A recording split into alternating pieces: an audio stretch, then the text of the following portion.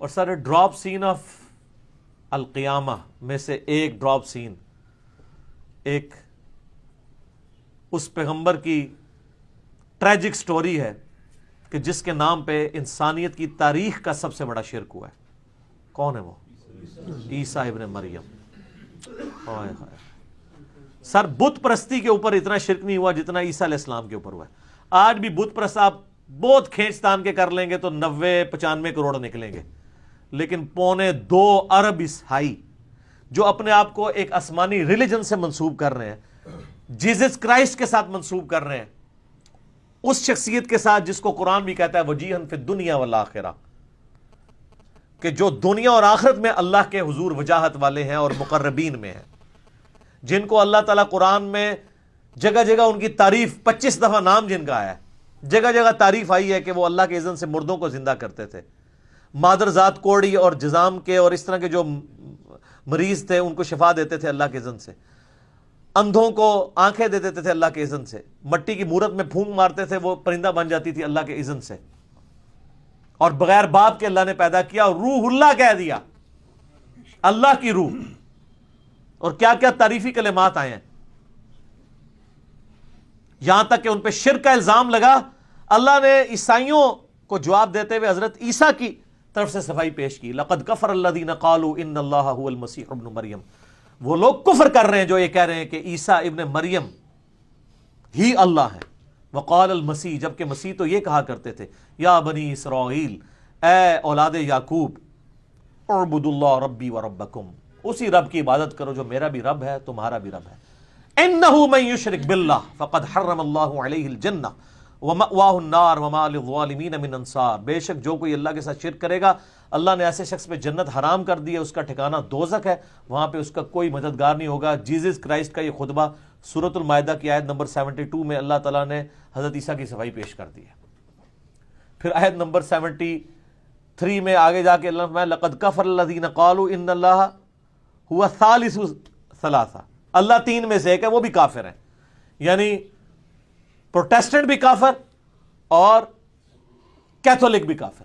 پھر آگے چل کے سورۃ المائدہ کی آیت نمبر 75 میں کہا کہ عیسیٰ اور ان کی ماں کھانا کھایا کرتے تھے. ایسوں کو اپنا مشکل کشا حاجت روا ان کو معبود مانے ہوئے ہو جو نہ اپنے نفع کے مالک ہیں نہ نقصان کے، جبکہ اللہ ہے نفع اور نقصان کا مالک. پھر سورۃ المائدہ کی آیت نمبر 17 میں آیا اگر اللہ ارادہ کرے اللہ کا کوئی کیا بگاڑ لے گا اگر وہ عیسیٰ، اس کی ماں اور سب لوگوں کو ہلاک کر دے. اور یہ معنی نبی علیہ السلام کے لیے بھی آیا قل ارأیتم ان اہلکنی اللہ ومن معی او رحمنا فمن یجیر الکافرین من عذاب علیم. سورۃ الملک. اے نبی تم فرماؤ اگر اللہ مجھے اور میرے صحابہ کو ہلاک کر دے تو ہم اس کے اوپر تو کوئی اختیار نہیں رکھتے، تو کافروں کو کون اللہ کے عذاب سے بچا سکتا ہے؟ تو یہ تو خود ڈرا کرتے تھے. ہاں نبی علیہ السلام کو اللہ نے گارنٹی دی، وہ حدیث شفاعت میں آتا ہے، قرآن میں بھی اشارتاً اس کا ذکر موجود ہے، اللہ نے امن دیا ہے قیامت والے دن. لیکن نبی علیہ السلام نے کبھی اس پہ فخر نہیں کیا، ہمیشہ عاجزی کا اظہار کیا. تو وہ جو حضرت عیسیٰ علیہ السلام کا ڈراپ سین ہے نا سر، یہ چونکہ انبیاء کے حساب کا ذکر ہو، یہ سوال ہمارے پاس آئے اور ہم سورۃ المائدہ کے آخری رکوع کو ڈسکس نہ کریں، اوہ ہائے ہائے.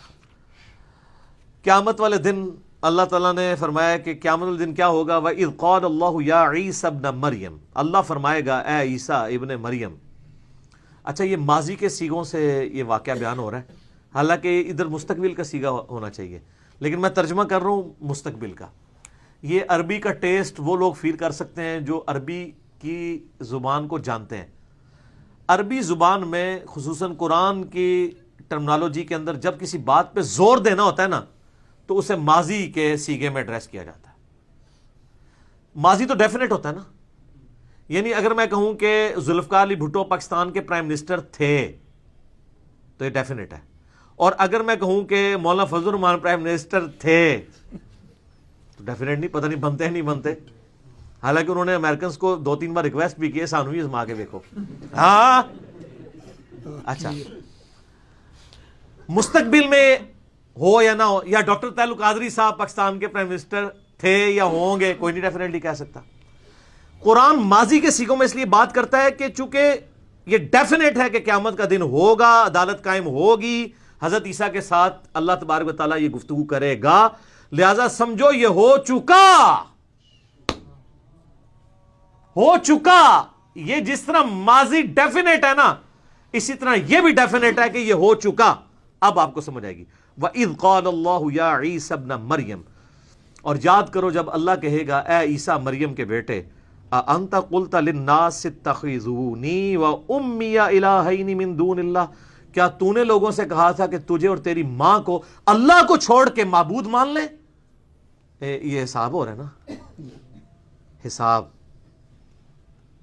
تو اللہ کو نہیں پتا کہ عیسیٰ نے نہیں کہا ہوا. حضرت عیسیٰ کو چاہیے تھا یا اللہ تو نے تو قرآن میں نازل کر دیا ہوا ہے نا کہ میں تم سے یہی کہتا تھا تیری عبادت کرے. سر اللہ کو کون اتنے کانفیڈنس کے ساتھ جواب دے سکتا ہے؟ یہ آپ کے بابا ہی کہتے ہیں اسرائیل کو روح کھولی، یا اللہ میں اس وقت تک جنت میں نہیں جاؤں گا جب تک سارے مرید نہ لے جاؤں. مجھے لگتا ہے انہوں نے لے ہی جانے نے، پر کدھر اور. خوف خدا کرے. کیا تو نے کہا تھا؟ اب جو آپ دیکھیں، قال سبحانک، کہیں گے اللہ تو پاک ہے، ما یکون لی ان اقول ما لیس لی بحق، میری کب یہ جرت ہے کہ جس چیز کا میں اہل ہی نہیں ہوں وہ کہہ دوں. ہوئے ہے ان کنت قلتہ، بالفرض اگر میں نے یہ ایسی کوئی بات کی ہوئی ہے، فقد علمتا، تو یا اللہ تجھے تو پتا ہوگا. ہوئے ہے تعلم ما فی نفسی، تو جانتا ہے جو میرے اندر بھی ہے. ولا اعلم ما فی نفسک، اور اے اللہ جو تیرے جی میں ہے وہ میں نہیں جانتا. یعنی مجھے نہیں پتا کہ یہ تو مجھ سے پوچھ رہا ہے اب آگے ہونے والا کیا ہے، میں ڈر گیا ہوں، مجھے نہیں پتا تیرے اندر کیا ہے، تو کیا فیصلہ کرنے والا ہے. یہ کون ہے؟ پیغمبر، عام پیغمبر نہیں، اولو العزم پیغمبر 5، محمد رسول اللہ، ابراہیم، نوح، موسیٰ، عیسیٰ علیہ السلام اجمعین. سورہ شورى آیت نمبر 13. وہ کہہ رہے یا اللہ مجھے نہیں پتا تیرے دل میں کیا ہے، بہرحال میرے دل میں ہے، اگر میرے کہیں دل میں بھی خواہش چھپی تھی نا کہ مجھے لوگ پوچھیں تو تیرے علم میں تو ہوگی. اوئے انک انت علام الغیوب، بے شک غیب کا علم تو تیرے پاس ہے. آپ کہتے ہیں بابوں کے پاس ہے. حضرت عیسیٰ تو کہہ رہے یا اللہ یہ دل کا حال تو ہی جان سکتا ہے. ما قلت لہم الا ما امرتنی بہ، اللہ میں نے تو صرف ان سے اتنا ہی کہا تھا جو تو نے مجھے حکم دیا تھا، ان اعبدوا اللہ ربی و ربکم، عبادت کرو اس ایک اللہ کی جو تمہارا بھی رب ہے اور میرا بھی رب ہے. وَكُنْتُ عَلَيْهِمْ شَهِيدًا مَا دُمْتُ فِيهِمْ، اور اے اللہ جب تک میں ان میں موجود تھا ان پر گواہ تھا. فَلَمَّا تَوَفَّيْتَنِي، اور جب تو نے مجھے اٹھا لیا، كُنْتَ أَنْتَ الرَّقِيبَ عَلَيْهِمْ، پھر تو ہی ان کو دیکھ رہا تھا. اللہ اکبر.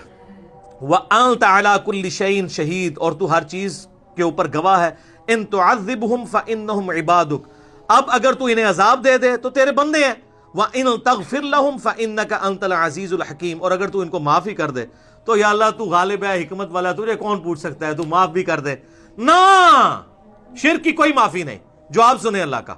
قال اللہ ھذا یوم ینفع الصادقین صدقہم، یہ آگے بھی آیات چلتی ہے. آج وہ دن ہے سچوں کو صرف سچا عقیدہ فائدہ دے گا، کوئی سفارش قبول نہیں ہوگی.